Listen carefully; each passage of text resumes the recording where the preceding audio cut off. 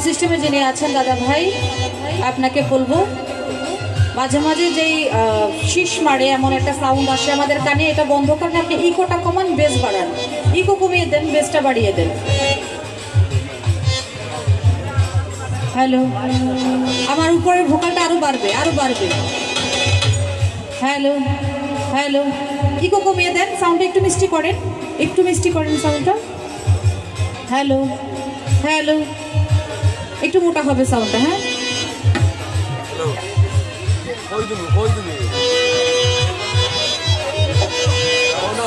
আউযুবিল্লাহি মিনাশ শাইতানির রাজিম, বিসমিল্লাহির রহমানির রহিম। সর্বপ্রথম আরম্ভ করতে যাচ্ছি সেই পরম করুণাময়, পরম স্রষ্টা, পরম মালিক, পরম বন্ধু সে আল্লাহ পাকের নাম স্মরণ করে, তার সঙ্গে তার প্রেরিত হাবিব, যাকে সৃষ্টি না করলে আমার আল্লাহ তাআলা কিছুই সৃষ্টি করতেন না, আমাদের আখিরাতের কান্ডারে, আমাদের শাফায়েত দানকারী, সে তাবেদারে মদিনা, আমাদের মায়ার নবী, ভাবের নবী হযরত আহমদ মুস্তাফা মুহাম্মদ মুস্তাফা সাল্লাল্লাহু আলাইহি ওয়াসাল্লাম কে স্মরণ করে 1,24,000 পয়গাম্বর, মতান্তরে 2,24,000 পয়গাম্বর, অলি আউলিয়া, গাউস কুতুব, যে যেখানে যে অবস্থায় আছেন সকলকে স্মরণ করে, তার সঙ্গে আমার মুর্শিদে কেবলা দয়াল বাবা সৈয়দ মঈনুদ্দিন আহমদ আল মাইজ ভান্ডারীকে স্মরণ করে, যার নাম না বললেই নয়, যার কারণে আমাদের এই সোনার বাংলা, আমাদের এই বাংলাদেশ ধন্য হয়েছে, সেই দয়াল বাবা যার মাটিতে আজকে গান করতে এসেছি, সেই দয়াল বাবা শাহজালাল, দয়াল বাবা শাহপুরান রহমতুল্লাহ আলাইহি, বাবা জানদের পাক রওজার লাখো কোটি ভক্তিপূর্ণ সালাম রেখে 360 আউলিয়া যারা আছেন এই সিলেটের মাটিতে, যত অলি আউলিয়া এই পর্যন্ত আবির্ভাব ঘটেছে, সকলের দরবারে সালাম ভক্তি শ্রদ্ধা রেখে, বিশেষ করে যাদের কথা না বললেই নয়, দয়াল বাবা আসিম শাহ, দয়াল বাবা সুন্দর আলী শাহ, দয়াল বাবা সিয়াজ কুতুবি, আরও আছেন খোয়াজা আলী শাহ, কুতুব আলী শাহ, যারা যারা আছেন সকলের পাক রওজায় লাখো কোটি ভক্তিপূর্ণ সালাম রেখে, যত অলি আউলিয়া কুতুব বুজুর্গান যারা যারাই আছেন সকলের রওজা মুবারকে যে যে অবস্থায় আছেন সকলকে স্মরণ করে, আপনারা যারা এত কষ্ট করে আমাদের গান শোনার জন্য এখানে উপস্থিত হয়েছেন, বিশেষ করে আমার প্রতিপক্ষ যিনি আজকে শিল্পী, গুরুর ভূমিকা নিয়ে যে দাঁড়িয়েছেন, বাংলাদেশের সুনামধন্য গায়ক সজীব দেওয়ান সাহেব, তার প্রতি সালাম রেখে,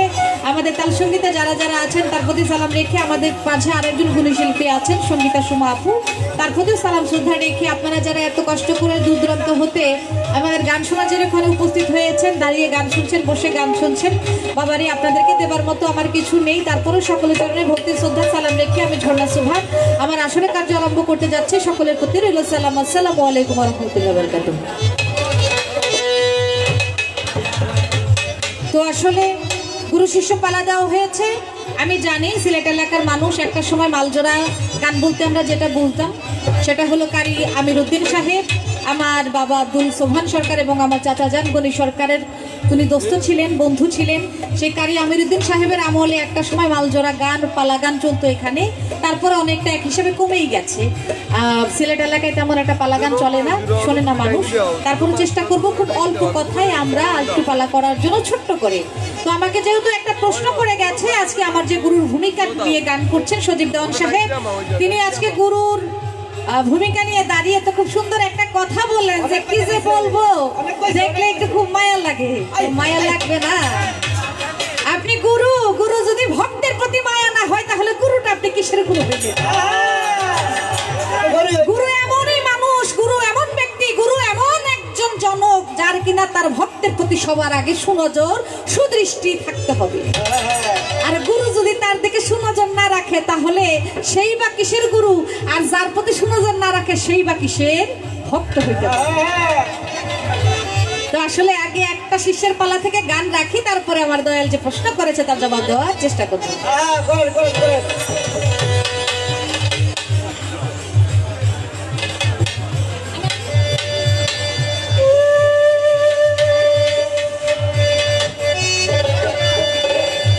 যেহেতু আমার দয়াল আমার গুরু, আজকে যিনি আমার গুরুর ভূমিকা পালন করবে, গানটি শুরু করেছে একটা ফকির লালন সাইজির গান দিয়ে। বলা হয় যে বাউল গানের মঞ্চে সাইজির একটি কালাম না করা হয় তাকে বাউল গানের মঞ্চই বলা হয় না। যেহেতু উনিও সাইজির কালাম দিয়ে শুরু করেছে, আমিও সাইজির কালাম দিয়েই শুরু করব।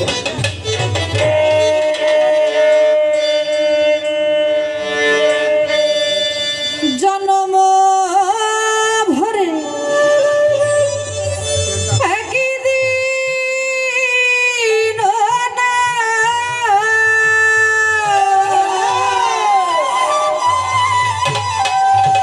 আমি জন্ম ভরে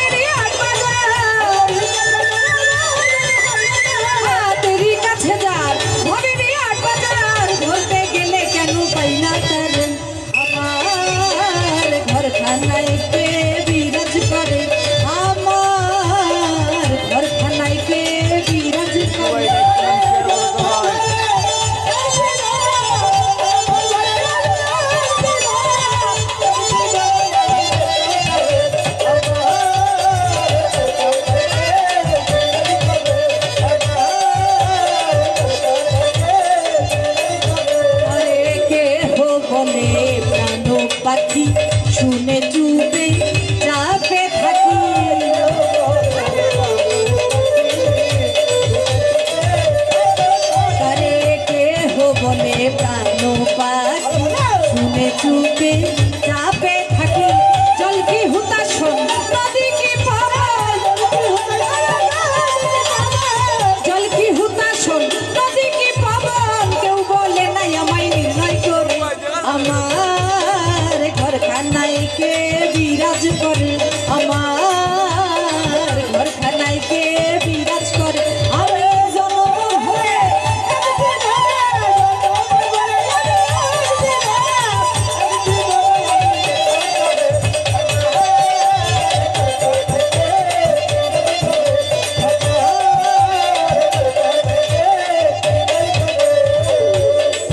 মনে রে আপন ঘরের খবর হয় না বাঞ্ছা করি করে কে চেনা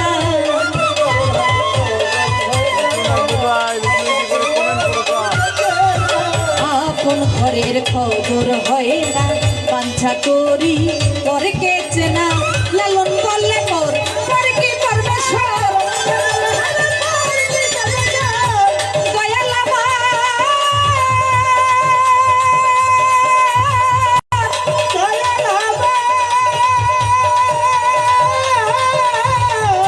আসিম শাহ লালন করলে মোর করে কি পরমেশ্বর লালন বলে পর লালন বলে পর লালন বলে পর করে কি পরমেশ্বর আমি কি রূপ সে কি রূপ আমার ঘরখানায় কে বিরাজ করে আমার ঘরখানায় কে বিরাজ করে আমি জনম ভরে একদিন না আস্তে ছোট একদম আস্তে করে বাজবে আমার কাছে প্রশ্ন করেছে বলে ঝর্ণা সুবান আপনি বলবেন আপনি যখন গুরুর বাড়িতে আসবেন যদি গুরু আপনাকে দাওয়াত করে তার বাড়ির ওরসে আসার জন্য তখন যদি আপনার মা আপনাকে বাধা দেয় যে ঝর্ণা তুই আজকে যাস নে তোর বাবা অসুস্থ আপনার বাবাও যদি আপনাকে বাধা দেয় রে আমি কখন চলে যাই হয়তো মারাও যেতে পারি তাই তুই যাস নে তোর গুরুর বাড়িতে ওইদিকে গুরু আপনাকে দাওয়াত করে রেখেছেন যদি আপনি গুরুর বাড়িতে না যান তাহলেও আপনার বেয়াদবি হয়ে যাবে তো আপনি করবেন কি বাবা মার কথা যদি অমান্য করে যান আপনার তাতেও বেয়াদবি হবে আপনি যদি গুরুর বাড়িতে যান গুরুর বাড়িতে না যান তাতেও আপনার বেয়াদবি হবে আপনি কোনটা করবেন দয়াল গো আমি সর্বপ্রথম চেষ্টা করব আমি আমার বাবা মাকে মানানোর জন্য যে আমার বাবা মা মানে কি না এটা সত্য কথা গুরুর হাতে তখনই একজন ভক্ত একজন শিষ্য হাতে হাত রাখতে পারে যখন তার বাবা মায়ের পারমিশন থাকে বাবা মায়ের পারমিশন ছাড়া একজন গুরুর হাতে হাত রাখা যায় না যদি তাতে অমান্য করে তো যখন আমি গুরুর বাড়িতে যাব অবশ্যই আমি আমার বাবা মাকে আগে মানানোর চেষ্টা করব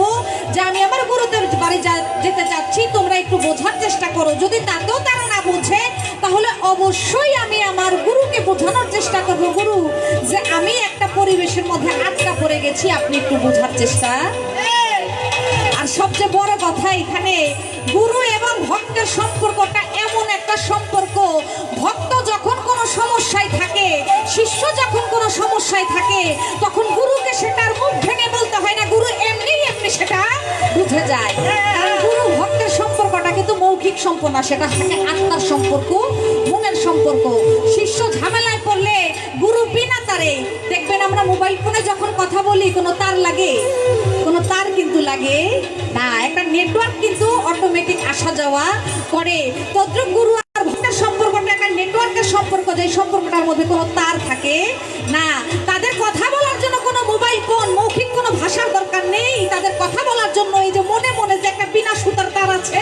সেই তারটাই যথেষ্ট ভক্ত কেন আসতে পারলো না সেটা গুরু এমনিতেই বুঝে যাবে তারপরও ভক্তের চেষ্টা থাকতে হবে গুরুর বাড়িতে কিভাবে যাইতে পারে এই তো আপনার প্রশ্ন ছিল আমি অল্প কথায় জবাব দেওয়ার চেষ্টা করলাম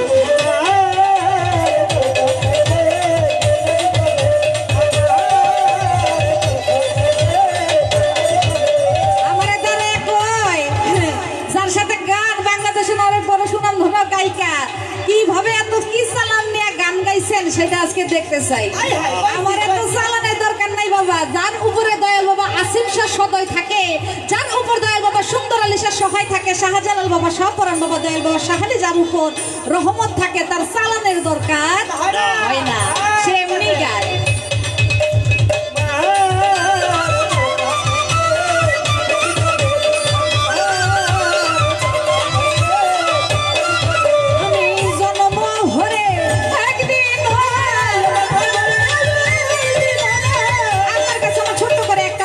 থাকবে আপনি বলবেন। লালন সাইজি তার এই গানের মধ্যে বলেছে, জন্ম ভরে আমি একদিনও না, আমি একদিনও না দয়াল দেখলাম তারে আমার ঘর খানাইকে বিরাজ করে। এই ঘরটা কোন ঘর? এই মানব দেহ একটা ঘর আছে, এই যে মানব দেহটা একটা ঘর বাবা। এখানে কার বসত? একজনের বসত কিন্তু আছে। সে যখন চলে যাবে আমাদের আর চলার শক্তি থাকবে না, আমাদের প্রাণ শক্তিটা কিন্তু চলে যাবে। এইখানে তার বসবাস, কিন্তু এত নিকটে থাকা সত্ত্বেও তাকে আমরা দেখতে পাই না। লালন সাইজির আর একটা গানে আছে, সে আর লালন একই ঘরে রয় তবু লক্ষ যোজন ফাঁকরে। লালন আর সে একই জায়গায় থাকে তবু কেউ কাউকে দেখতে পায় না। আপনার কাছে আমার জানার ইচ্ছা, এই যে আমার পরম বন্ধু, আমার পরম স্রষ্টা, আমার পরম মালিক, এই যে যার কারণে আমার প্রাণ শক্তি আছে, তাকে আমার ঘরে থাকা সত্ত্বেও আমি কেন তাকে দেখতে পাই না? কি কর্ম করলে আমি তাকে দেখতে পারবো? এটা একটু দাঁড়ায় আমাকে বলবেন, কি করলে আমি আমার পরম বন্ধুকে দেখতে পারবো? ছোট্ট করে একটাই আপনার কাছে আমার জানার ইচ্ছা।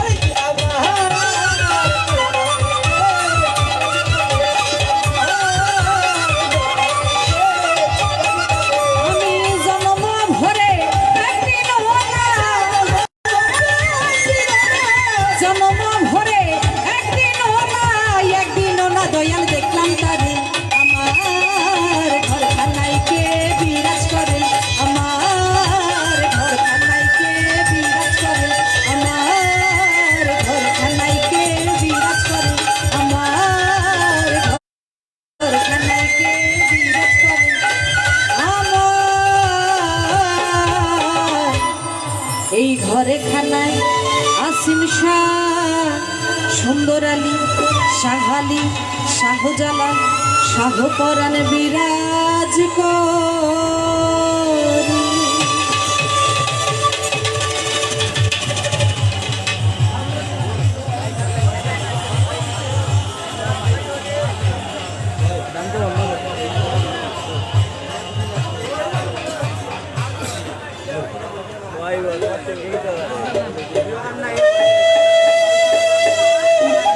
হ্যালো হ্যালো, ও যার দরবারে এসেছে দয়াল বাবা আসিম শাহ। দাদা ভাই, এই লাইটটা না আসলে যখন মারা হয় আমার সামনে যারা বসা আছেন তাদের চেহারা আমি দেখতে পাই না, যতক্ষণ না পর্যন্ত দর্শকের